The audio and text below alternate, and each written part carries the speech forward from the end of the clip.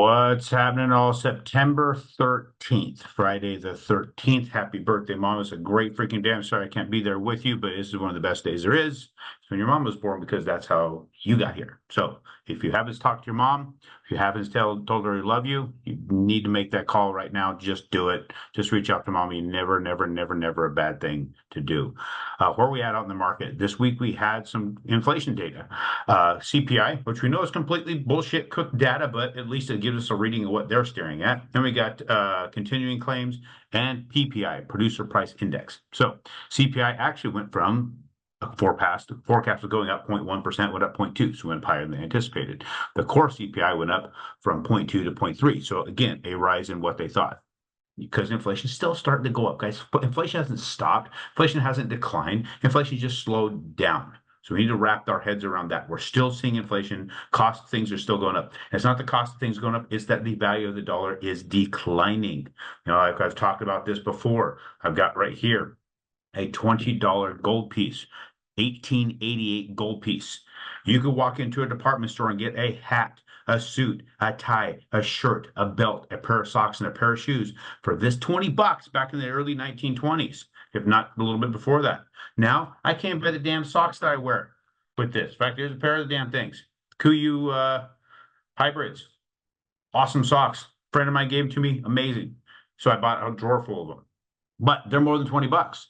Now, it's not that you can't get those. Well, it's not that the value of the gold has really gone up, and it's not that the expense of those items that I talked about has really gone up. It's that, you know, because ultimately I can take this ounce of gold and I can buy all those items we talked about. It's that the value of the U.S. dollar has declined that much that it takes that many more dollars to acquire an ounce of gold, that many more dollars to acquire the clothing. You know, another example. 1994, I went into my very first Taco Bell. I could get two bean burritos, two crunchy tacos, and a drink for $1.99.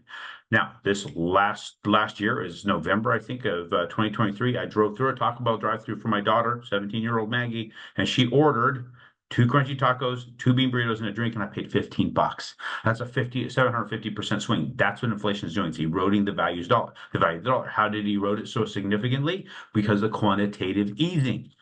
Now, we also have continuing claims. Those actually went up a little bit, so people staying on their jobless claim situation, showing the jobs are still a little bit rougher. But initial claims dropped just a little bit from 230,000 to 234 to 230.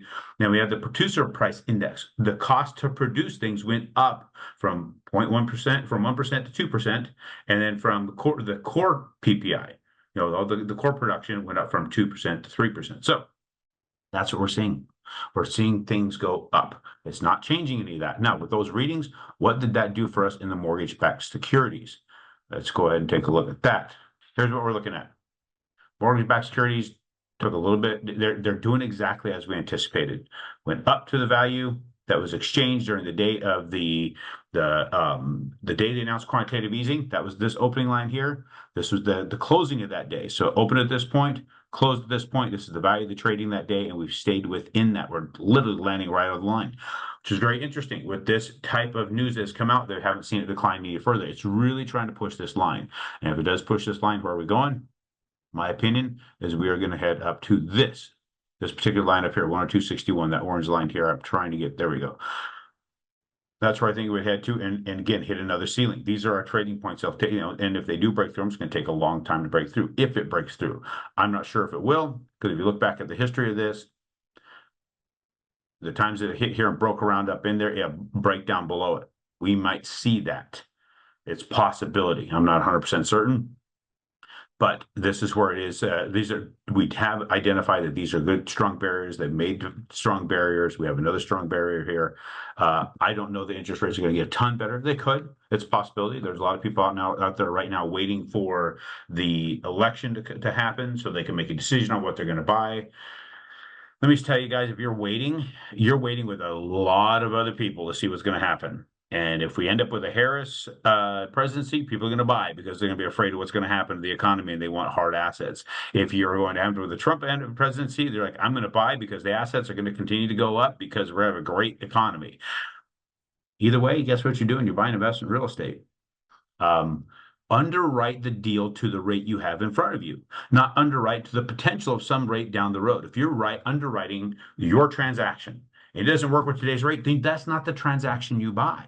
That's not the house you buy. That's not the rental you put into the market. If you find one that works, that you purchase it and you move forward, right? You go on to the next one. While you're in the process of doing that, you will find when the rates go down to their bottom, you'll still be in the deals. When they go up to the top, you'll still be in the deals. You keep underwriting deals, keep making things happen. And if you don't know how to do that, you call us, aaron.chapman.com, 602-291-3357. Text me there, 602-291-3357. We will guide you. The other lenders, they don't guide you. They want to tell you what the rates are and when they can close. Who gives a damn? It's not about that. It's about you underwriting the deal and how to be successful today at today's rates in today's situation. That's it. So I will talk to you guys on Monday. Appreciate you. Happy birthday, Mama.